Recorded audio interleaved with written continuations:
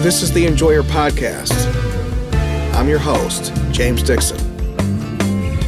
I don't know about you guys, but it's been a bit of a cruel summer here in Michigan. We get about 90 nice days a year. And, for all the talk about, you ask someone about what they love about Michigan, and invariably they're going to mention the four seasons. Oh my God. Yeah. Yeah. Because, no one else has winter, right? It's just not a year unless there's like 10 times when you have to dig yourself out of snow. No, four seasons is cope. Four seasons is how we justify living in a place that we know is going to get extremely cold and oftentimes very snowy in the wintertime. No, we're not here for the four seasons. We're here for the 90 days of summer. It's that 90 days that makes Michigan a special place and a beautiful place. And I was just in one of the most beautiful places. I was up in northern Michigan. I was up in Michigan's smallest county, Benzie County, fulfilling a promise the other day. The promise I've made on Twitter, I'm on down I-75 on X, is a promise I'd like to repeat right now so more people hear it. If your group of Republicans in Michigan can get 10 people together, I will come talk to you. I talk in our big counties. I talked in our smallest county. If you can get 10 souls together, I will come give a speech to your group. Promise that. So that's what I was doing. I was up there in Benzie County. The Benzie County Republicans are great hosts. My friend Jay and April Frost, they were a great host at their cabin compound up there. Then after the speech, they go show us around. They go show us Frankfort and Arcadia and these beautiful beach towns on northern Michigan. And at one point I go post a picture from one of them. And you could describe this picture as Lake Michigan as you've never seen it before. Because when I posted it, half the people on Twitter were like, well, where's the lake? And so you see the beautiful sun, you see the distance, you sense that something big and powerful is in that gulf. But you can't tell that it's Lake Michigan, the lake our state is actually named for. So I think about our old phrase, if you seek a pleasant peninsula, look about you. My question is, these days, how far can you actually see ahead? And so as bad as it was in northern Michigan, I was told that the beaches we went to, which were pretty much emptied out, the parking lots, the observation points that were sparsely populated, in any normal summer, if this had been 5 years ago, 6 years ago, before COVID, would have been overrun with people. But when there's that wildfire smoke and you can't see and you can't breathe, there's obviously going to be a lot less people. And in a state who not only our livelihood, not only our mental well-being and our justification for living in a place that its cold 90 days are just as unpleasant as these hot 90 days are pleasant, to see that ruined, it wasn't just sad, it was something closer to tragic. Our neighbor to the north is affecting our enjoyment and our safety in our own home. So when I head down I-75, which is also my name on X, when I head down I-75 to get back home to Southfield, somehow it was even worse. Wind patterns and jet streams and all that. But yeah, driving through the Saginaw Valley, it wasn't that you saw the smoke off in the distance. Oh my God, there's so much of it. It was that it surrounded your vehicle. It invaded your vehicle. It invaded your lungs. The visibility driving back, it was like when you drive on an extremely foggy day and they say, that you only have a quarter mile, a tenth of a mile of visibility. So imagine driving on the Zilwaukee Bridge, or, probably not a high point, but yeah, imagine just driving on a normal point on I-75. You're driving fast. It's a 70 mile an hour freeway and you can't see more than a quarter or a tenth of a mile ahead of you. It's not safe. And that's as a guy just passing through town. The whole thing made me think about, well, what about that football team that's training outside, trying to get ready for their season? What about the band that's training outside, trying to get ready for their season, the cheerleaders? How are people supposed to survive and thrive when you can't breathe? So yeah, I saw Lake Michigan as I've never seen it before, and as I hope to never see it again. And if you're listening, if you're one of my Michigan people listening, we cannot let this become a new normal. We cannot let a new normal form where our 90 days of summer are really like 7, 8 nice days, and this just unfixable problem from the north imposes on us and takes away from us. You know, up there in Nova Scotia, they're telling people you can't even go hike in the trails. So they're not putting out the fires, and they're not stopping anyone from setting new fires. But if you go camping in Nova Scotia, if you go hiking in Nova Scotia, you'll be fined as much as if you did set the fire. And so Michigan right now, just as we were in 2020 with COVID, we're a victim of externalities far beyond our control. We get 90 nice days per year, and they've been compromised. And in one story, we see everything that's wrong with the Democrats who run Michigan and the media who report on them. You know, it's been said that the rain falls on the just and the unjust. Well, Canada's smoke falls on the Democrats and the Republicans. A Traverse City Democrat is as affected by what I saw as a Midland area Republican.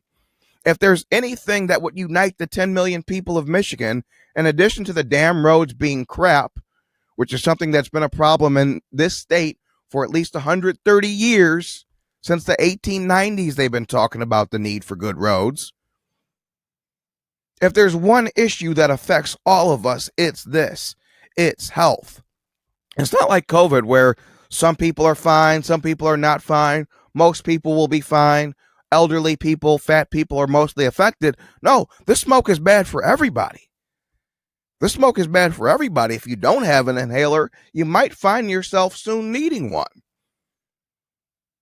And so a story that should be our chance to unite and present a united front as a state instead has put the Democrat media alliance on its deathbed. Matthew 5:45 says that the rain falls on the just and the unjust. Canada's smoke affects all of us. Yet the coverage of the smoke reveals a partisan divide. Check out this headline in the Detroit News.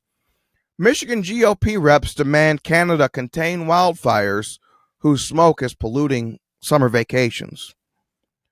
For those of you who follow my media criticism on watching the Watchdogs at Substack, this is another form of what they call Republicans pounce, right? So if Democrats do something right, the headline's going to carry Democrats say, right? But when Democrats do something wrong, the headline is never Democrats did wrong. The headline is Republicans pounce. So Michigan GOP reps send a letter.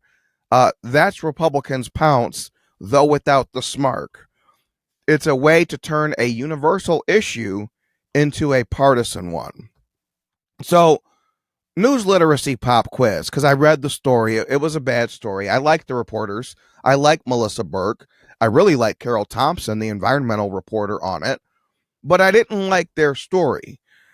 So news literacy pop quiz for anyone who did read it or just trust my read on it.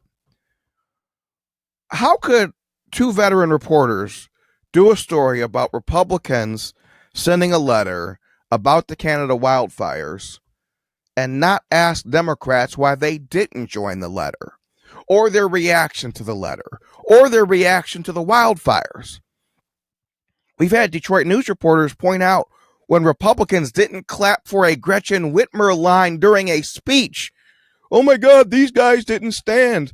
You know, Chad, I just wonder where they, are they going to send the Pulitzer to your house or your office? Because that kind of work was just groundbreaking. We have people reporting on who's standing and sitting during a Gretchen Whitmer speech. Yet when Democrats are silent on Canadian wildfire smoke, it goes unmentioned in a news story.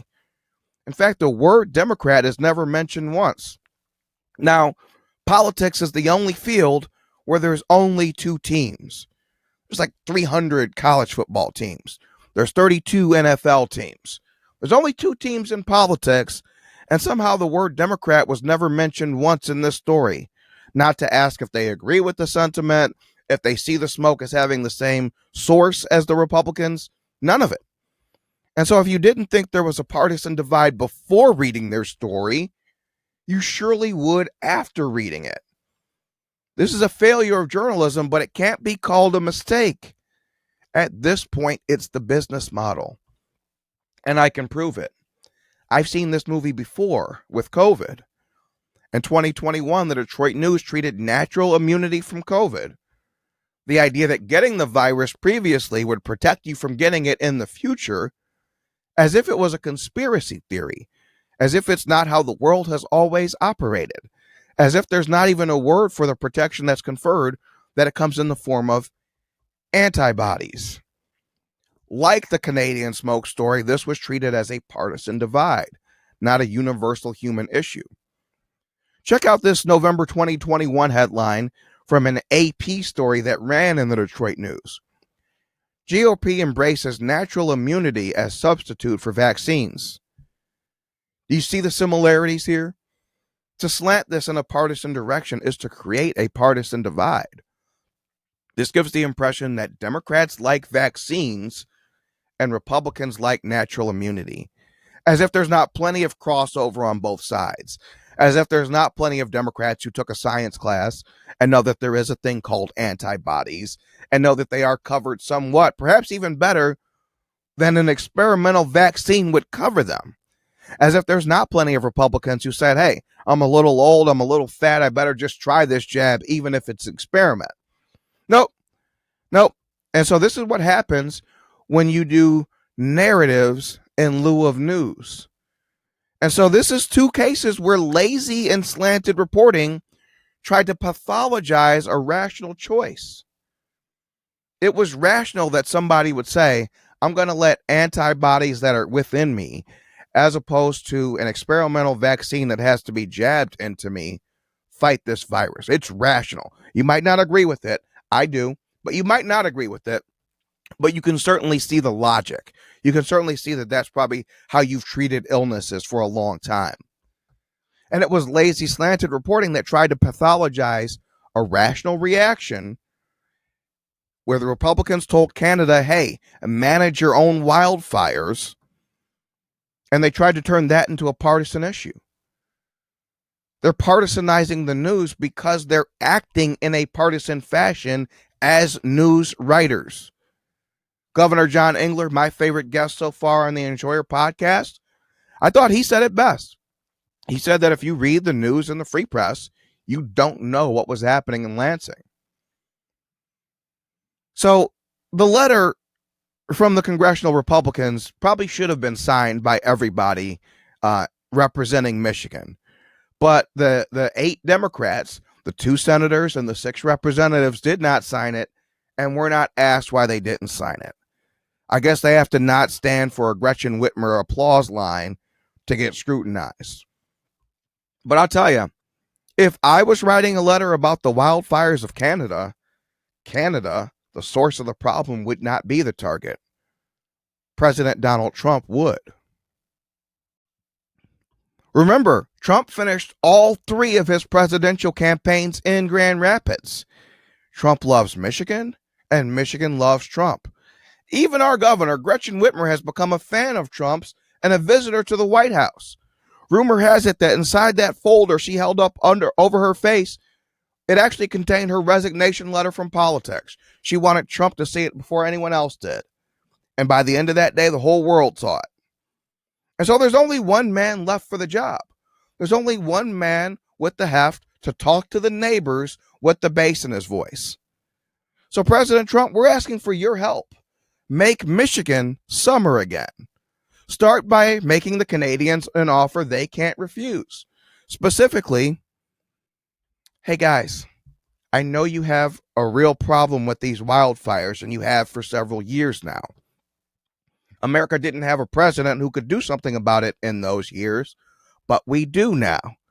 And so I'm going to make you an offer. Today's your lucky day, President Trump would say. Either you guys put out these wildfires in a timely fashion by the end of the week, ASAP, or the Michigan National Guard puts out the wildfires for you, and we're going to send you a bill. It's really a simple choice. Either you manage your problem and keep your externalities from affecting me, or I manage your problem and keep your externalities from affecting me. When the neighbor's dog bites your baby, when they're constantly having noise violations, when weed smoke is billowing out of their place in ways that affect your kids and your life, that's not time for the kids to speak up. That's not time for wifey to speak up. It's time for dad to have a chat with the neighbors. That's where we are with the Canadians. We've seen strongly worded letters. Dana Nessel even joined one last year, except she was writing to FEMA, asking the feds for more help. It's odd that Dana Nessel, in the same exact situation a year later, hasn't written anything about this. Dana Nessel, our attorney general, has been comfortable dragging the Trump administration into court, joining lawsuits against Trump. But asking Trump for help is, I guess, a bridge too far. Maybe it's awkward to ask someone for help after you've made an entire personality out of being their resistance. And maybe this is an opportunity for Dana Nessel to look within. When it comes time to help Michigan, Gretchen Whitmer, our governor, has actually humbled herself quite a bit. If she's fighting for Selfridge to get more jobs or whatever Michigan needs, the Great Lakes, she goes to the White House. She makes her case. She takes the hits from her own team and she gets things done. Dana Nessel can't do that because Dana Nessel feels sheepish for the way she's carried herself with regard to Trump. So yeah, we can't trust the girl bosses of Michigan to get us out of this. And besides, they don't have enough juice. I asked a friend in the Michigan Department of Environment, they call it EGLE, Energy, Great Lakes, and Environment. I asked a friend in EGLE, like, hey man, what's up with all these freaking wildfires and what are we doing about it? I was told the state had issued several alerts, air quality alerts. And that's about all you can ask. This is an international incident. I can see why nobody in Lansing would be given permission or would feel they had permission to cause an international incident by bringing the Canadians into this. It's one thing when members of Congress do it. It's quite another thing when bureaucrats who work for Gretchen Whitmer do it. So I get them not wanting to do it. I don't get Whitmer not saying much this year. I don't get Nessel not saying much this year. I don't get how Jocelyn Benson thinks she's going to run for governor and not talk about this. I mean, you're a runner. You're a marathon runner. You're telling me this smoke doesn't affect you? And this is the problem when you let issues that affect your life be pulled into this partisan divide. And so this is where actually the Democrats need to change. They need to break away from the Democrat media alliance. The media is too stupid to change. They're going to keep they're operating off of a playbook from like 3-4 years ago. You got some Democrat political editor over there. You got a Democrat Lansing bureau guy over there, and they have dragged that paper, which used to be proudly conservative, in a liberal direction. That's their problem. And that's why their subscription drives have turned into the March of Dimes every month. That's why they're begging for pennies rather than asking for dollars. So, no, the media won't be an asset here because the media is only trained to present this as a partisan divide. Lansing can't be our answer here because nobody is quite high up enough to deal with another country. No, President Trump, it can only be you. Dad needs to talk to the neighbors. Dad needs to make Michigan summer again. Dad needs to show everybody the art of the deal by making the Canadians an offer they can't refuse. President Trump, I know you're not running for anything again, but you are beloved in Michigan. You're beloved by Michigan Republicans. But if you were to get these wildfires to stop, I promise you'd have 10 million new fans.